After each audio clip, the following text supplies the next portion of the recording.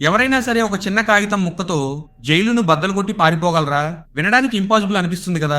కానీ మార్క్ అనే ఒక ఖైదీ చేసిన సాహసం చూస్తే మీరు షాక్ అవుతారు. మార్క్ ప్రతిరోజు జైలు గార్డుల దగ్గరికి వెళ్లి వాళ్ళ నడుముకు వేలాడే తాళం చెవులను చాలా జాగ్రత్తగా గమనించేవాడు. తన గదిలోకి వెళ్ళాక ఆ తాళం చెవుల ఆకారాన్ని కాగితంపై అచ్చుగుద్దినట్టు గీసేవాడు. ఒక్క చిన్న తప్పు జరిగినా ప్లాన్ మొత్తం అట్రఫ్లాప్ అవుతుందని అతనికి తెలుసు. ప్రతి చిన్న డీటెయిల్ కోసం డజన్ల కొద్దీ డ్రాయింగ్స్ వేసేవాడు. కానీ పని అక్కడితో అయిపోలేదు. గార్డు వెళ్లిపోయాక మార్క్ ఒక అగ్గిపుల్ల వెలిగించి తన గది తాళాన్ని నిశితంగా చూసేవాడు. ఒక కాగితం తీసుకుని తాళం మీద నొక్కి రుద్దేవాడు. దీనివల్ల తాళం బయటి ఆకారం అర్థమయ్యేది. మరి లోపల ఎలా ఉందో తెలుసుకోవడం ఎలా? దానికోసం మార్కు ఒక ట్రిక్ వాడాడు. కాగితాన్ని ట్యూబ్ లా చుట్టి తాళం లోపల పెట్టి ఒక చిన్న కర్రతో లోపల కదిలించేవాడు. దాదాపు 20,000 సార్లు అలా రుద్దిన తర్వాత అతనికి తాళం లోతు, లోపల షేప్ మీద ఒక ఐడియా వచ్చింది. ఇప్పుడు అసలు సమస్య మొదలైంది. ఆ తాళం చెవులను దేంతో తయారు చేయాలి? ఒకరోజు స్నానం చేస్తూ తన తోటి ఖైదీకి ఈ విషయం చెప్పాడు. ఆ ఖైదీ ఒక డేంజరస్ కానీ అదిరిపోయే ఐడియా ఇచ్చాడు.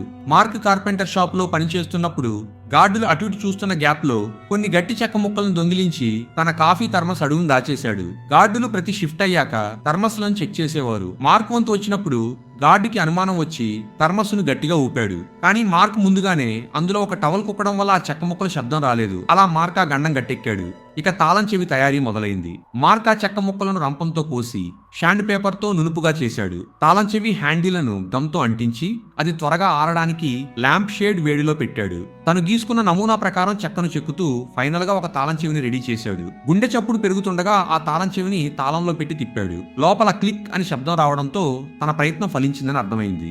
కానీ ఇది కేవలం తన గది తాళం మాత్రమే. బయటికి వెళ్లాలంటే జైల్లో ఉన్న ప్రతి తలుపు తాళం చెవి తయారు చేయాలి. ఒకసారి తాళం సిలిండర్ ను సెట్ చేస్తుంటే తాళం చెవి లోపల ఇరుక్కుపోయి 2 ముక్కలైంది. గార్డ్ అడుగుల శబ్దం వినిపిస్తోంది. మార్క్ వణుకుతున్న చేతులతో తాళాన్ని తవ్వుతుంటే అతని స్నేహితుడు ఒక స్క్రూ డ్రైవర్ తెచ్చిచ్చాడు. సరిగ్గా గార్డ్ లోపలికి వచ్చే సెకను ముందు మార్క్ ఆ చెక్క ముక్కను బయటికి తీశాడు. కానీ తాళం బోల్ట్ ఇంకా బయటే ఉంది. గార్డు వెళ్ళాక మార్క్ ఆ బోల్ట్ ను చేత్తో గట్టిగా కొట్టాడు. అతని చేయి వాచిపోయినా అది కదలలేదు. ఇకంతా విధి కుదిలేసి పడుకున్నాడు. ఆశ్చర్యంగా గార్డ్ ఆ బయట ఉన్న బోల్ట్ ను చూసినా ఏమీ పట్టించుకోకుండా వెళ్ళిపోయాడు. ఇప్పుడు ఇంకో ఛాలెంజ్ ఏంటంటే తలుపును బయట నుండి ఎలా తీయాలి? కిటికీ గుండా చీపురు కట్టను బయటపెట్టి దానికి తాళం చెవిని అమర్చి తీయొచ్చని మార్క్ ప్లాన్ వేశాడు. అలాగే పారిపోయాక ఖర్చుల కోసం డబ్బును టూత్ పేస్ట్ ట్యూబ్ లో దాచాడు. ఒకరోజు కార్పెంటర్ షాప్ లో ఒక ముసలి ఖైదీ చక్రాన్ని తిప్పడం చూసి మార్క్ కి ఒక ఐడియా వచ్చింది. చెక్కతో ఒక చక్రాన్ని తయారు చేసి దానికి తాళం చెవిని ఫిక్స్ చేసి కిటికీ బయట నుండి తాళంలో పెట్టి తిప్పాడు. చాలా ప్రయత్నాల తర్వాత గది తలుపు బయట నుండి తెరుచుకుంది. కానీ అప్పుడే ఒక గార్డ్ అడుగుల శబ్దం వినిపించింది. తాళం చెవిని తీస్తుంటే అది కింద పడిపోయింది. మార్క్ హతాశయుడయ్యాడు. వెంటనే తను దాచుకున్న చూయింగ్ గమ్ నమిలి చీపురు చివర అంటించి కిటికీలోంచి కింద పడిన తాళం చెవిని ఆ గమ్ జిగురుతో అతికించి పైకి తీశాడు.